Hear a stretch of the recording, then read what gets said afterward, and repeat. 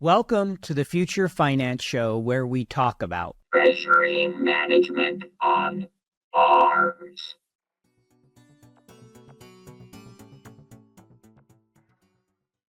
We were analyzing a financial model that was published by the US government for a $3 billion loan related to a government program. Standard model, looks great. But we asked Rosie, it's like, hey, can you find any mistakes in this model? And she's like, yeah, it looks like you're calculating interest expense incorrectly. She identified a $200 million error. This $200 million error for a $3 billion loan, that's a life or death for a company. Today's guest is Dennis Jiang. He is the co-founder and CEO of Rosie, an AI-powered Excel assistant that simplifies spreadsheet modeling and analysis. A former consultant at Bain Company and Excel expert for clients like Apple, Dennis founded Rosie to help professionals shift from struggling with formulas to focusing on insights.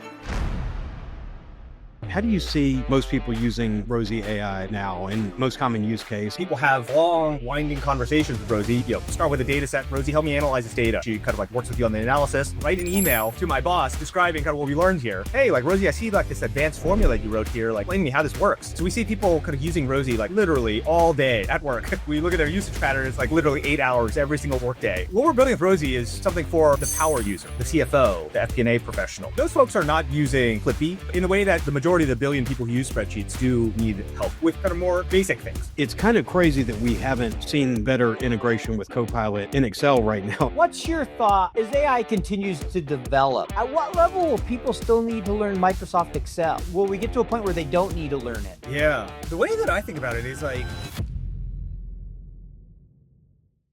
Future Finance is brought to you by QFlow.ai, the strategic finance platform solving the toughest part of planning and analysis.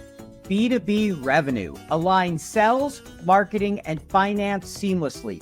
Speed up decision-making and lock in accountability with QFlow.ai.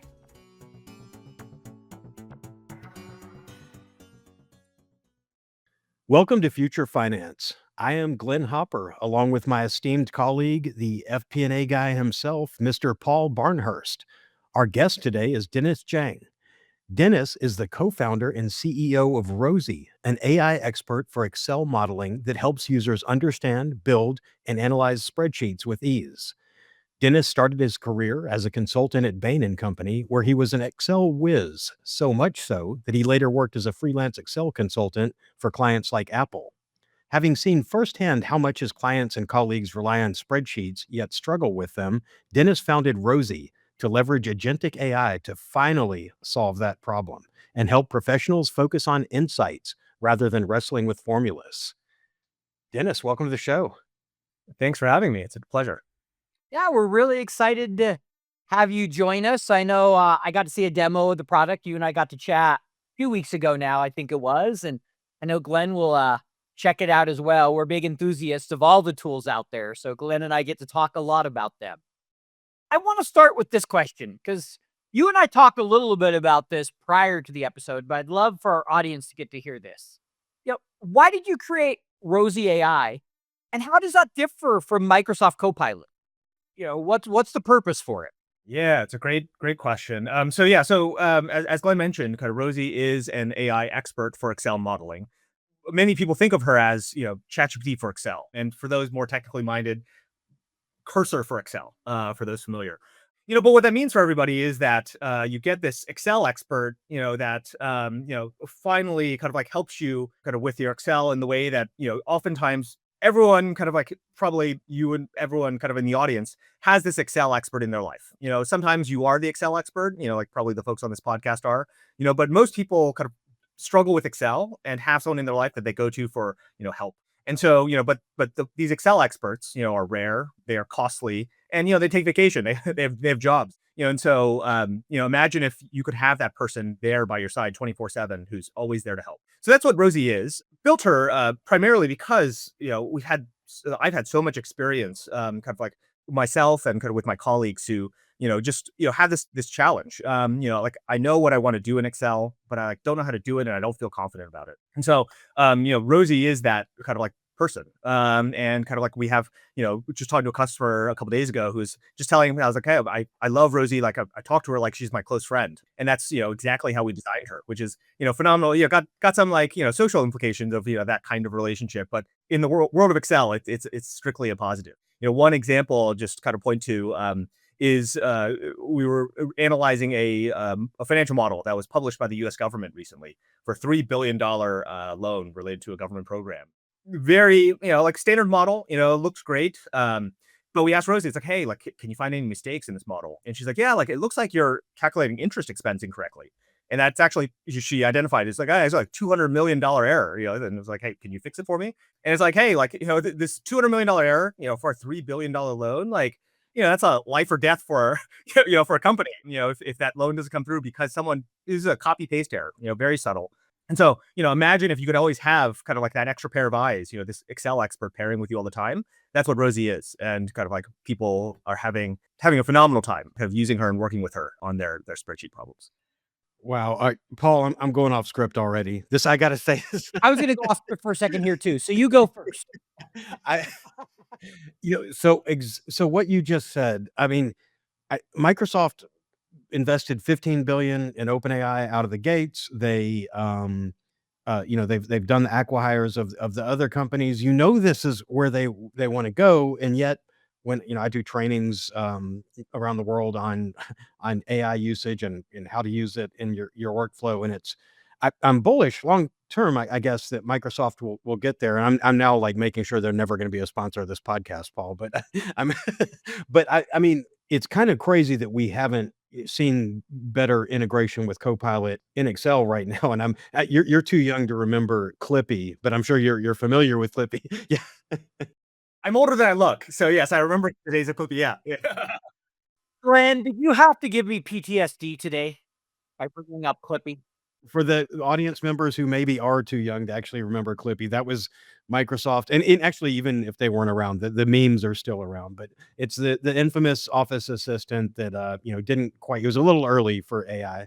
And I think, Microsoft is trying to get back to that. They've been stewing over Clippy since they pulled it from Office all those years ago. And I feel like now, what you're saying with Rosie, it's like Clippy's revenge, finally delivering on that original promise of this AI assistant that actually helps with spreadsheets. And I wonder, I know you're not inside Microsoft, but why do you think Microsoft hasn't gotten there yet? And I guess, how is what you're building different, obviously from Clippy, but from what's going on with Microsoft and why we haven't seen more integration from them?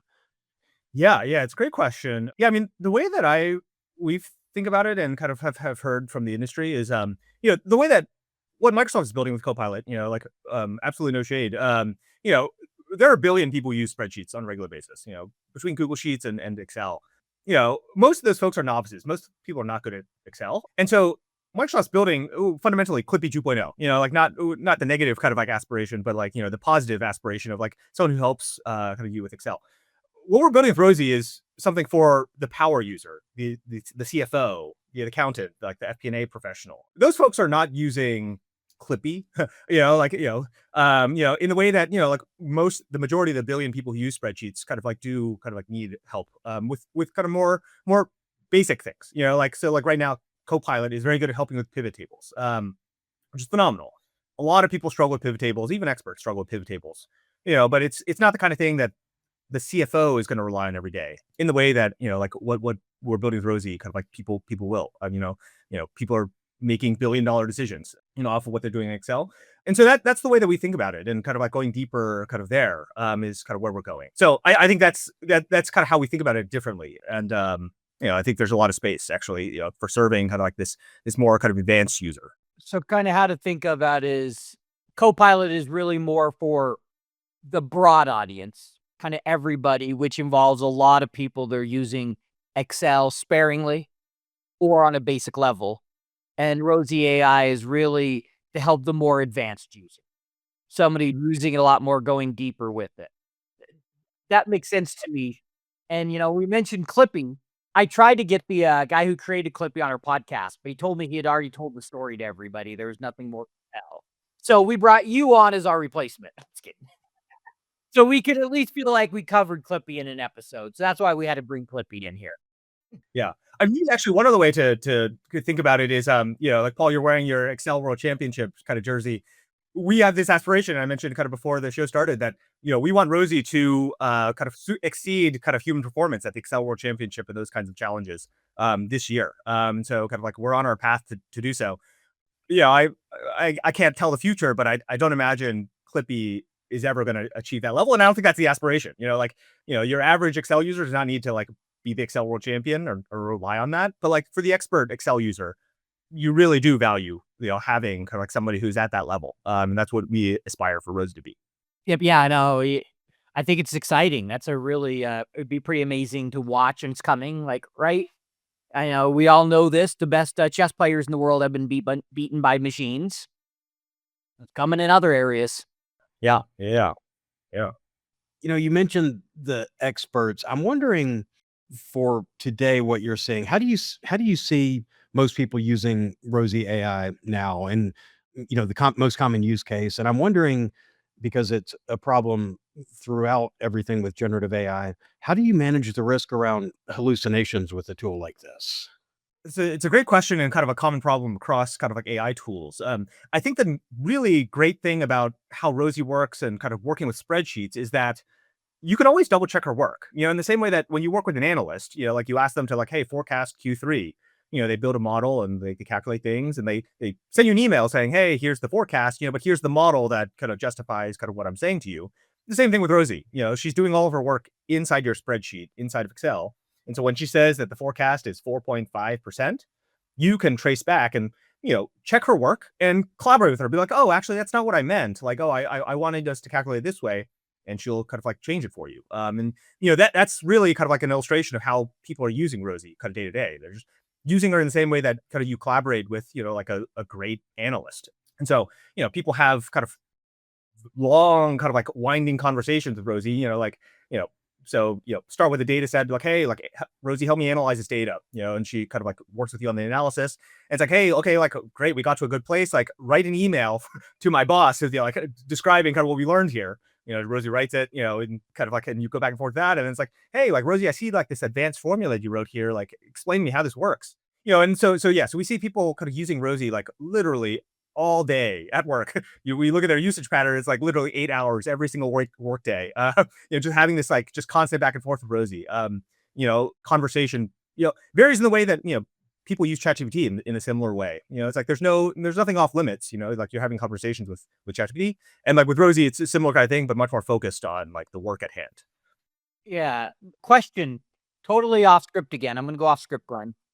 You referred to her as a she a bunch of time. When you started, was that deliberate or did it just over time kind of become a she? I'm just kind of curious, right? Because some people with AI will say it, some will give it pronouns. And I find it interesting how everybody kind of refers to it a little differently. So what was the kind of thinking there?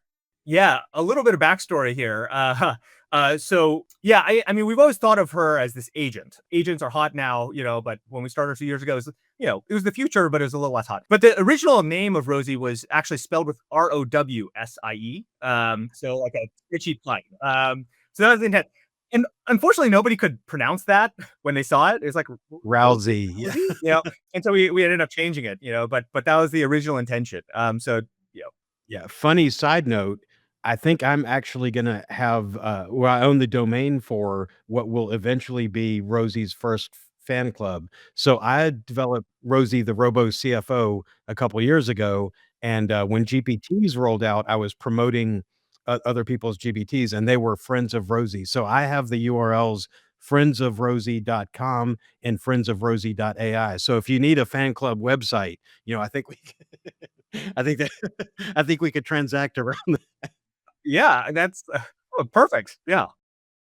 And there you go. When you develop all your additional friends, you got the website Yes. there. Yeah. I'm curious, what's your thought as AI continues to develop? At what level will people still need to learn Microsoft Excel? Kind of, will we get to a point where they don't need to learn it? I'd love to kind of get your thoughts there as we start to see these tools doing a lot of things we used to do in Excel much quicker and easier. Yeah.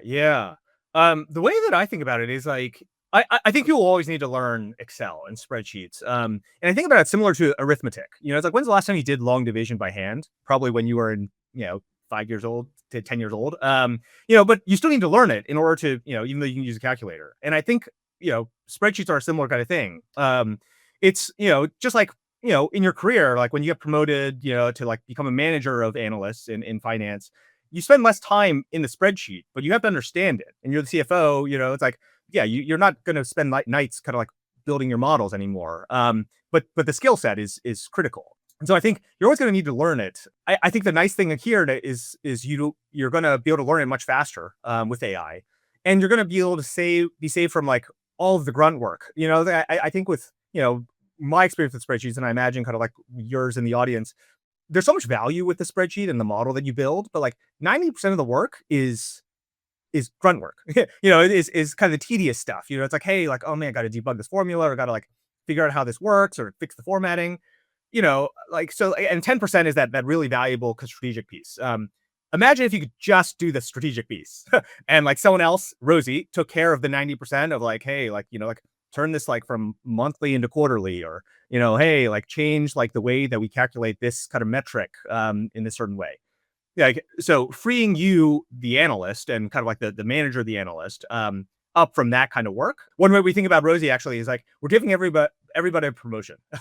So now you're the analyst, like you have a junior analyst who just has to be phenomenal at Excel, who's just taking care of all that work for you, and you are managing this AI agent to do this work for you.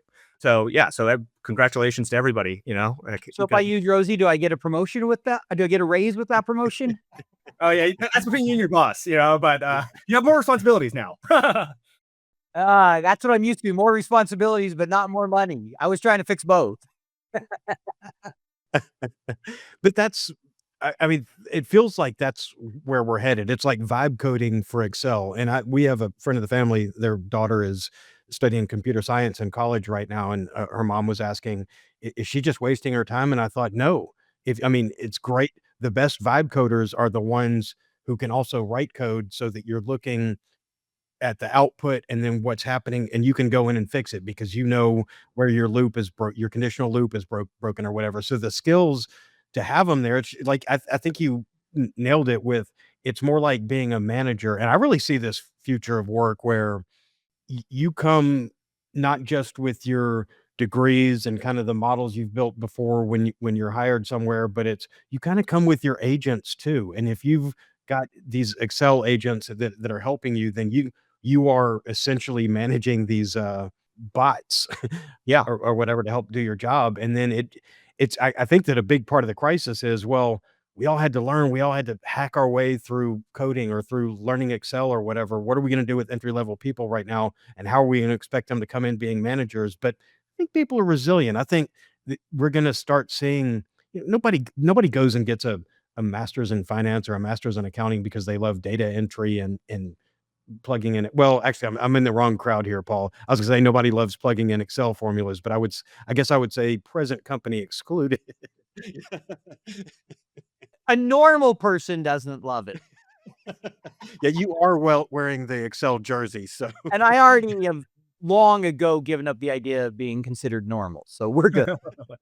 Ever feel like your go-to-market teams and finance speak different languages? This misalignment is a breeding ground for failure, impairing the predictive power of forecasts and delaying decisions that drive efficient growth. It's not for lack of trying, but getting all the data in one place doesn't mean you've gotten everyone on the same page. Meet QFlow.ai, the strategic finance platform purpose-built to solve the toughest part of planning and analysis, B2B revenue. QFlow quickly integrates key data from your go-to-market stack and accounting platform, then handles all the data prep and normalization under the hood. It automatically assembles your go-to-market stacks, makes segmented scenario planning a breeze, and closes the planning loop.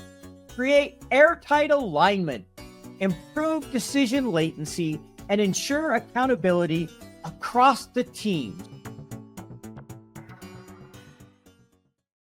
It's funny you mentioned vibe coding. Actually, like one way that we think about using Rosie is actually what we call vibe modeling. Yeah, you're just telling her what you want, and she's just building it for you, and you're just going back and forth. So in the same way that people use Cursor, it's most kind of famous. But yeah, no, I mean, I think for younger folks, junior analysts, like they're using AI all the time in college in their studies, so they're like naturally suited to like be managing all of these AIs to do all this work, and I think it is.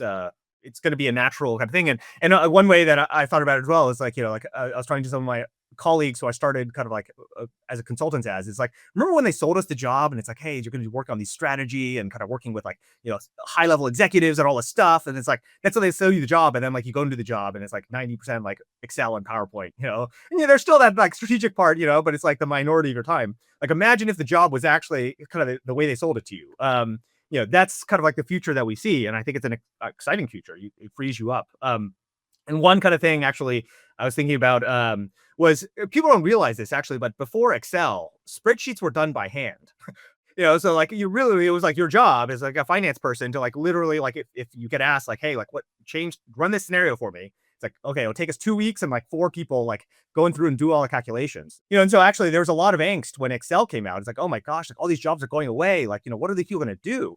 And like, nobody thinks that anymore. It's like, oh man, like, it's like, thank goodness. Like, I don't have to do this by hand. And there's more finance people, more accountants than ever. And like, what are they going to do? They get to work on higher order problems, the strategic problems that you studied for. And like, nobody wishes to go back to that, so, but like, we're all freed up, and I think AI is going to be a similar kind of thing, kind of where you get to focus on a thing that is more interesting, kind of more impactful, and kind of like outsource a lot of the kind of like the tedious stuff.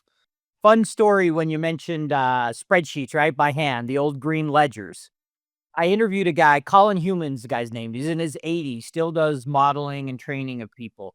1978, he's in South Africa, and him and a buddy were building a model, and they rented out the bank in downtown South Africa mainframe from like midnight to 6 in the morning and build a 3-statement model using punch cards. So that tells you how far we've come, right? Imagine trying to build it with punch cards, and they went and presented it to the bank and they wouldn't believe them. The investment committee couldn't believe them that they actually built a 3-statement model using punch cards. Yeah. Well, what a feat of engineering. But yeah, wow, that's just talking about kind of that journey. I have a short, like 1-minute clip where he tells the story. I interviewed him on Financial Modelers Corner, and it's fascinating if you get the chance. I'll send you the link because I think you'd enjoy hearing kind of the whole story.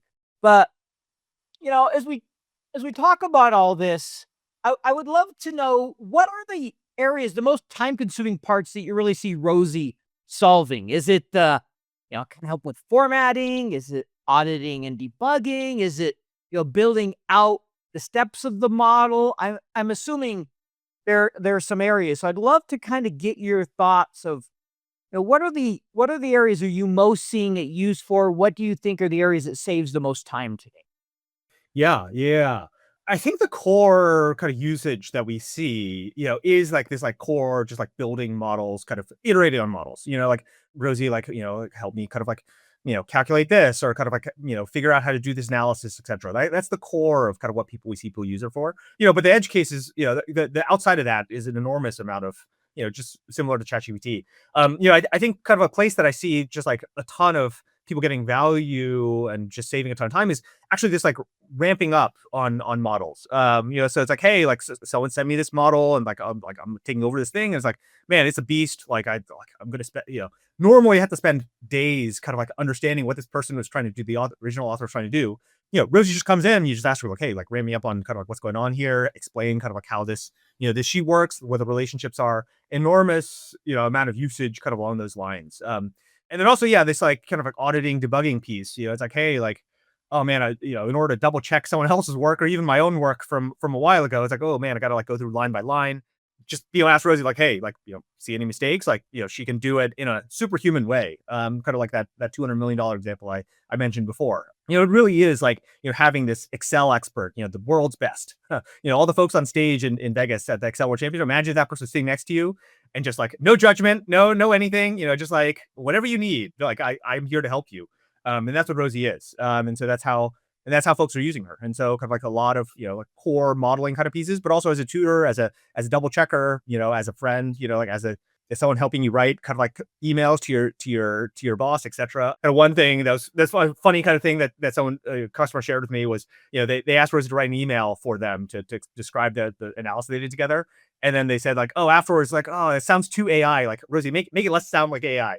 And so she wrote another draft that sounded a little more human, like added a typo or something. That's how we see people use Rosie, just like a broad range of, the way that you'd use kind of like a great colleague as kind of like a second pair of eyes. Love that. Funny story to go with that is I saw someone the other day, they were sharing, AI often when you read it, you're like, okay, this sounds too AI. There's now a website that's designed to take AI content you got and try to make it sound more human. That's all it does. It's using an AI, which is very ironic. It's specifically designed to look at patterns and try to match them to be more human-like.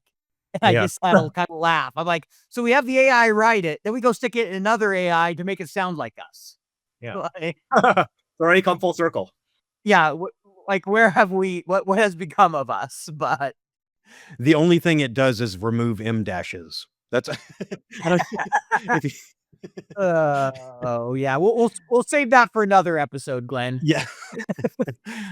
As we've been talking, and Paul and I have had this conversation a lot, and we've had it with other guests as well, because with generative AI, there's a million tools out there, and there's software out there, SaaS tools, off the shelf stuff that does a lot of what Excel does and tries to automate forecasting. And Paul and I keep going back to, it feels even I'll do stuff in R or even or Python, but my grounding is always Excel, and so many people are like that. And I'm wondering, if you look at what Rosie's doing right now, does it make sense at some point? Do you take out the middleman and you're just talking to Rosie and you're not in a spreadsheet? What are you picturing? Because you're tied to the hip with Excel right now, but Excel, you're using it just as you would another tool with Rosie. So I'm wondering, there could be a different engine, and I don't even mean Google Sheets. I mean, just an entirely different deterministic platform behind it. So if you're looking ahead 5 to 10 years from now, and we don't have to create the formulas anymore, and what financial analysts and other people in finance or accounting are going to be doing, and how many people are doing the job. I don't know. Do you have sort of a vision of what all this looks like 5 or 10 years down the road? Yeah. I mean, the way that we think about it is, we think about Rosie as this agent. And so, right now she's in Excel, and actually soon she'll be in Google Sheets too. But yeah, like going forward, actually, like we think of her as this like analyst type of AI, so like you could imagine just like sending Rosie an email and she'd be like, hey, like rerun the numbers, or, like, hey, Rosie, like pull the data from, SAP and Salesforce and rerun our kind of like financials for, last month, or, like forecast next quarter. And so she's able to kind of like Excel and the spreadsheet are like the core, as they are in kind of any finance team, but her ability to work across your tools and also work independently, in the same way that the CFO isn't like, directing the analyst to, hey, change this formula or whatever, similar, like you can kind of ask Rosie to do the same thing. And so, I mean, that's the way that we think about the evolution. And I think, like we're getting close to that point. But yeah, I mean, actually, like another point that you made that I think is really important is like, I think a lot of tools have come, a lot of people have complaints about Excel. It's like, oh, it's like bad at this, bad at that, so hard to use, etc. And so a lot of folks who have tried to tackle this opportunity have been like, hey, like let's build a thing that replaces Excel. And I think that's a fundamental conceit, that it's just like a non-starter. And so kind of with Rosie, kind of we started places like, as much as people complain about Excel, like people love Excel and rely on Excel and kind of use it universally in their organization. So even if someone wants to change, like, your organization doesn't want to like reinvent kind of 40 years of process and like, redo everything. And so kind of like the starting point for Rosie is like, it has to work within the spreadsheet, like, and like whatever spreadsheet someone's opened, like Rosie needs to work there. We don't need to ask someone to change kind of like, reformat your thing in this way, or kind of follow this format, or kind of do things the way that we want you to. Like we want to adapt fully to the user. And that's part of the magic that makes Rosie so compelling for our users. Like, hey, I didn't be like, it's just like so natural. Like I just, whatever I do. And like we've discovered like so many ways that, like, I mean, I knew that people used Excel in different ways. I was just like, and the universe is way, way larger. But we're rolling with that. And, our lives would be way easier if we like told people like, hey, you have to use the spreadsheet a certain way, but like, we know that users don't want that. And kind of organizations don't want that. And so kind of like a real starting principle is like, the spreadsheet is not going away and is like really the foundational piece. We build on top of that. And we think that spreadsheets, even if people aren't learning, like how to do formulas kind of like day to day anymore, like the spreadsheet itself is going to be an important form factor going forward. It's the way that people collaborate on business logic, really, if you think about it fundamentally. And it's just like a way, the way that you collaborate with the AI is like through the kind of like expressed in the spreadsheet. So we think spreadsheets are not going anywhere. And we built kind of like with that in mind. Yeah, great answer. And that really, it's funny when you think about just how those of us who've been, whether building them or reviewing them or whatever, those of us who've been in spreadsheets forever, your brain just starts to work in Excel where you've got your rows and columns and your different tabs and it all makes sense and everything, it's orderly and organized, and versus looking at a database schema and going and trying to figure out all that. It's Excel just keeps it up, the spreadsheet right there in front of you, and so you can understand the data and trace the links and all that, and it's a good visual representation of it. And I think business minds, certainly for anyone working at this time, you came up with Excel, and it'd be hard to sever that.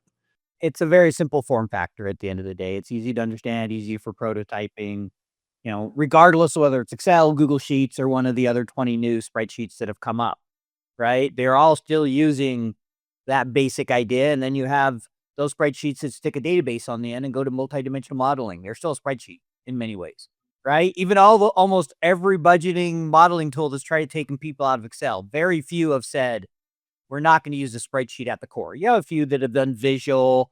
You have some that have, hey, we're going to do inputs and then display it different ways.